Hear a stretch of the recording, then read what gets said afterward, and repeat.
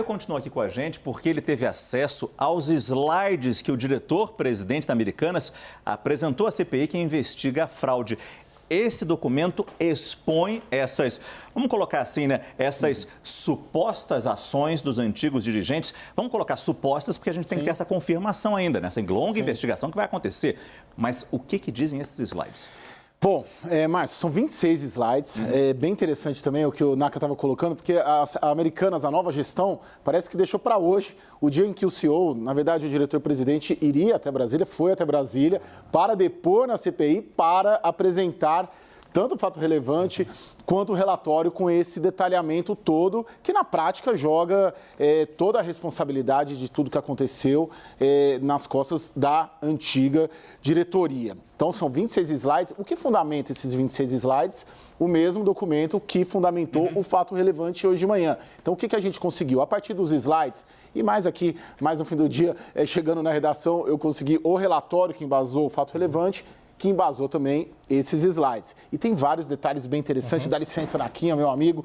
Vamos lá mostrar. Olha que interessante este documento. Isso o que é? Isso compõe um slide que ele apresentou, o diretor-presidente, que se chama Fraude do Resultado. É uma troca de mensagens entre a antiga diretoria, que, segundo a nova gestão das Americanas, demonstra a preocupação em mostrar o índice de endividamento ao Conselho e ao mercado, o que seria morte súbita. Olha o tom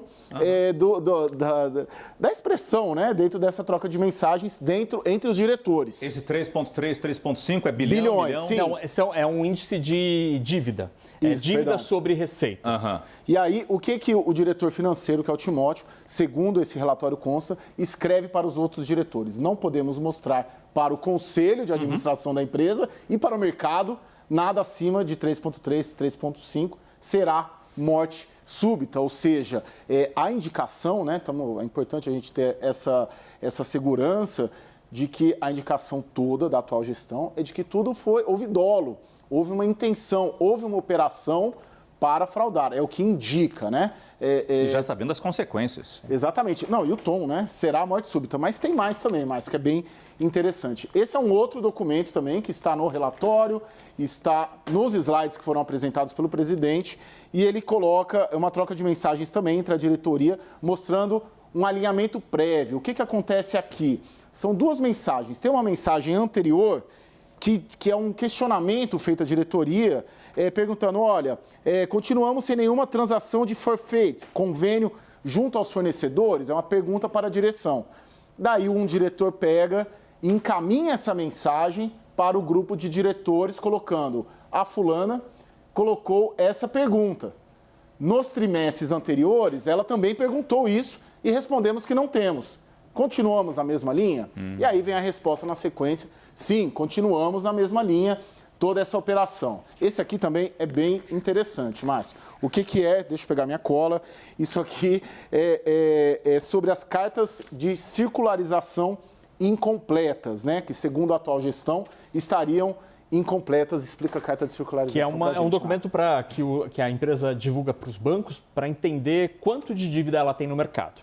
E aparentemente a Americanas informava de maneira equivocada, incompleta, quanto ela tinha de endividamento. Isso. Segundo o relatório, essa estratégia toda era para... Isso está no relatório, Márcio.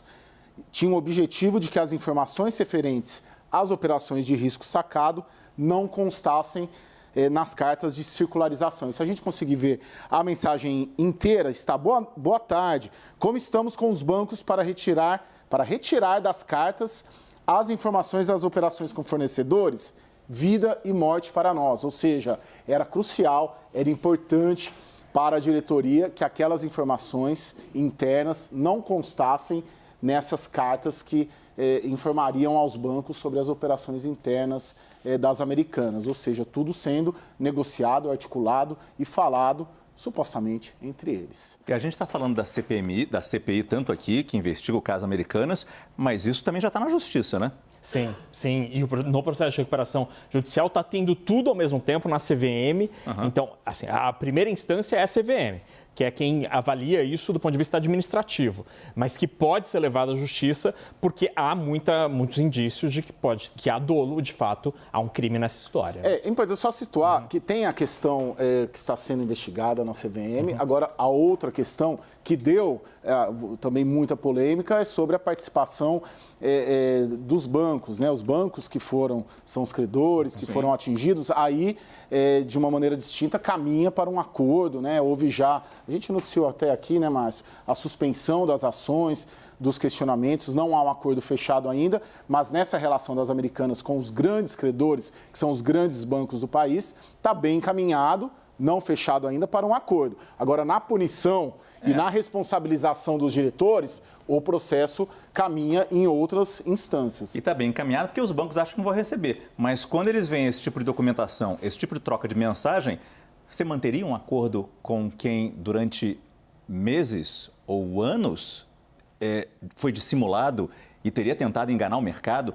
E os próprios bancos? É porque, na verdade, isso tudo aqui que a gente está vendo, em se comprovando, a minha avaliação, queria ouvir até o NACA, de certa maneira, exime os grandes acionistas, que são os 3G, Sim. de responsabilidades. O que tudo isso aqui, o relatório, o fato relevante, os slides que nós estamos mostrando aqui, apontam que os grandes acionistas da empresa não tinham conhecimento de quem estava operando a fraude, né? Que, pelo que os documentos apontam, era algo tramado, articulado, com dolo, né? Que a gente chama no direito penal. E né? hoje a sensação agora, Márcio, à noite, é que tudo ali, na órbita da Americanas, há a responsabilização de praticamente todo mundo, pelo menos essa é a indicação que vem hoje da Americanas. É que bancos, empresas de auditoria, todo mundo ali sabia mais ou menos dessa história. Isso precisa ser esclarecido, obviamente. Tem mais uma tela aqui, a última, Márcio, se me permite a gente chamar. O que é isso daqui?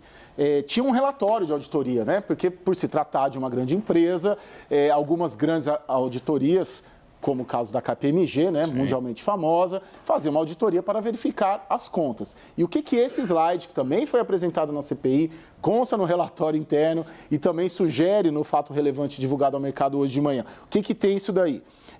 A KPMG, isso aqui eu estou lendo o trecho dos slides, permitiu a alteração de cartas de controles a pedido da diretoria da companhia, de modo a suprimir as deficiências significativas nas demonstrações financeiras do conhecimento do Conselho de Administração. E é bem interessante, porque está a forma como a KPMG observou ali no relatório, e isso aqui seria, vamos colocar na condicional, as alterações que a diretoria fez para a KPMG.